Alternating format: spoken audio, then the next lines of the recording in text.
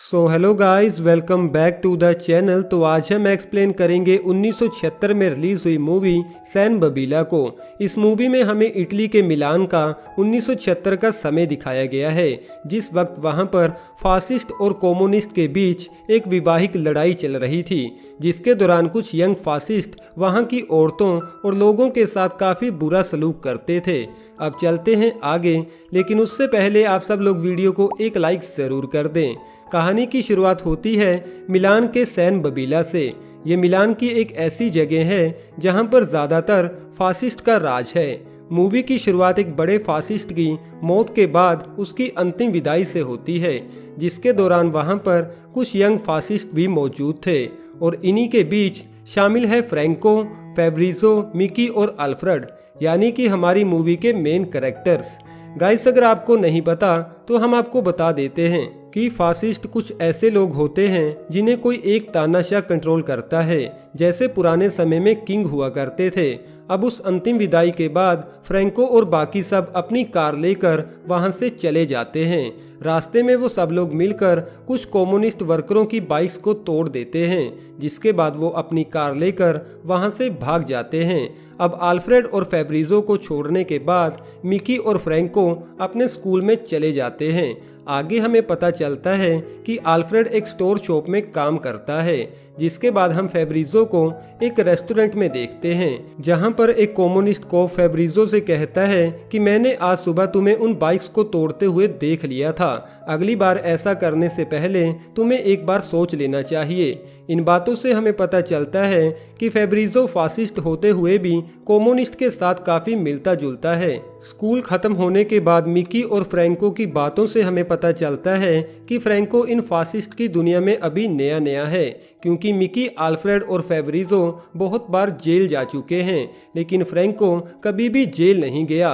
आगे हम फ्रैंको की मॉम को देखते हैं, जो कि एक रिच वुमेन है और वो अपने बेटे फ्रैंको से बहुत प्यार करती है, लेकिन फ्रैंको यहाँ पर अपनी मॉम के साथ घर जाने से मना कर देता है और मिकी के साथ वहाँ से चला जाता है, जिसके बाद वो फैब्रिजो को भी अपने साथ ले जाते हैं। रास्ते में फ्रैंको को रोड पर जाते हुए एक लड़की बहुत ज़्यादा पसंद आ जाती है, तो मिकी उस लड़की से कहता है, क्या तुम हमारे साथ घूमने जाना चाहोगी? उनके काफ़ी ज़्यादा मनाने पर वो लड़की उन तीनों के साथ चली जाती है।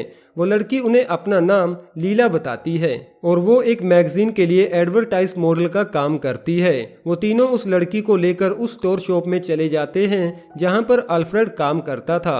अल्फ्रेड उस शॉप पर बिल्कुल अकेला था, क्योंकि शॉप का मालिक किसी काम से बाहर गया हुआ था। अब आगे फैब्रिजो फ्रैंको का काम और आसान करने के लिए लीला को फ्रैंको के साथ रोमांस करने के लिए मना लेता है, जिसके बाद फ्रैंको और लीला को शॉप के नीचे वाले स्टोर में भेज दिया जाता है। फ्रैंको जैसे ही अपना काम शुरू करने लगता है तो वो नोटिस करता है कि बाकी सभी लोग छिपकर उसे देख रहे थे। फ्रैंको उन तीनों को वहां से भगा तो देता है। अब आगे हम देखते हैं कि लीला बहुत ज़्यादा बातें करती है, जिस वजह से परेशान होकर फ्रैंको उसके करीब नहीं आ पाता और गुस्से में लीला को मारते हुए उसे कहता है कि बाहर जाने के बाद तुम ये बात किसी को भी नहीं बताओगी कि मैं तुम्हारे करीब नहीं आ पाया। अगले सीन में हम मिकी को उसके घर पर देखते हैं, जहां पर हमें पता चलता है कि मिकी का डैड शहर का एक रिच आदमी है और उसके पैसों के कारण ही मिकी की मॉम ने उससे शादी की थी, लेकिन मिकी का डैड मिकी को कुछ ज़्यादा पसंद नहीं करता।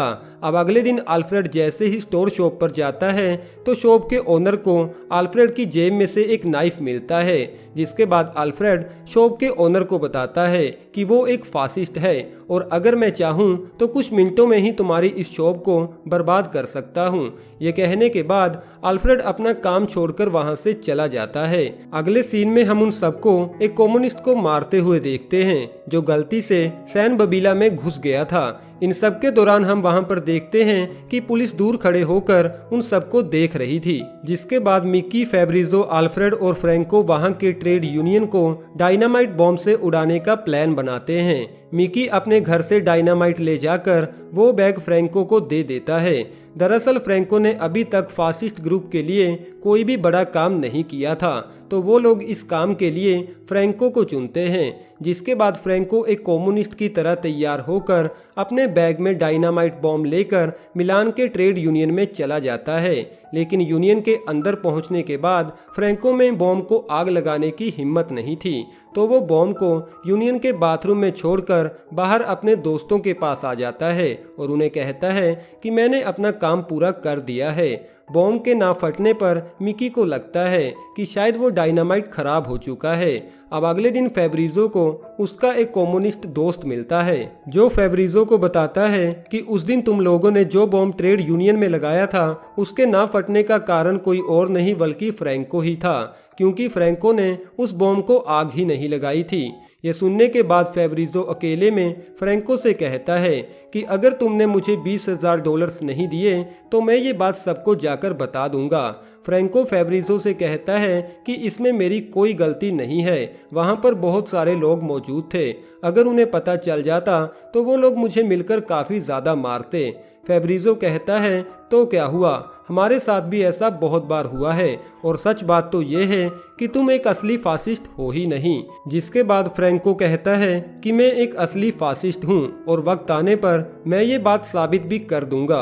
रात को फेब्रिजो को सैन बबीला में एक यंग कम्युनिस्ट कपल दिखाई देता है, तो वो फ्रैंको से कहता है कि अब वो दोनों तुम्हारे टारगेट हैं, जिसके बाद मैं मानूंगा कि तुम एक असली फासिस्ट हो।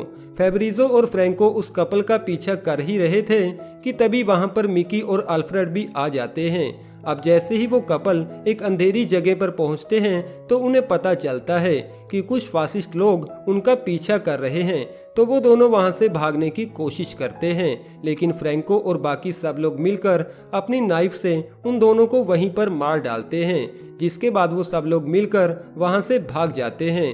फेब्रिजो को रास्ते में लीला मिलती है, तो वो अपना नाइफ लीला के बैग में डालते हुए उसे कहता है कि तुम इस बैग को कहीं दूर फेंक दो। लीला नोटिस करती है कि उस नाइफ पर काफी ज्यादा खून लगा हुआ था। फ्रैंको घर पहुंचने के बाद रोते हुए अपनी मॉम से कहता है कि मुझे बहुत डर लग रहा है, मैं जेल नहीं जाना चाहता। दरअसल फ्रैंको जाने अनजाने में फासिस्ट के ग्रुप में शामिल हो गया था। दूसरी तरफ हम मिकी, अल्फ्रेड और फेब्रिजो को एक गेम स्टेशन में देखते हैं, जहां पर थोड़े टाइम बाद पुलिस आ जाती है, जिनके साथ लीला भी मौजूद थी। अब लीला की वजह से उन तीनों को पुलिस अरेस्ट कर अपने साथ लेकर चली जाती है, जहां पर हमारी ये मूवी खत्म हो जाती है। वेल दोस्तों, कैसी लगी आपको ये वाली मूवी? कमेंट बॉक्स द्वारा हमें अपना कीमती सुझाव जरूर दीजिएगा, और अभी तक वीडियो को लाइक न किया हो तो वीडियो को एक लाइक जरूर कर दें। और हाँ दोस्तों, ऐसे ही मूवीज के अपडेट्स के लिए आप हमारे चैनल को भी जरूर से सब्सक्राइब कर लें, लेकिन साथ में आए बेल आइकन को दबाना ना भूलिएगा, जिससे कि आपको रेगुलर अपडेट्स मिलते रहेंगे। Thank you.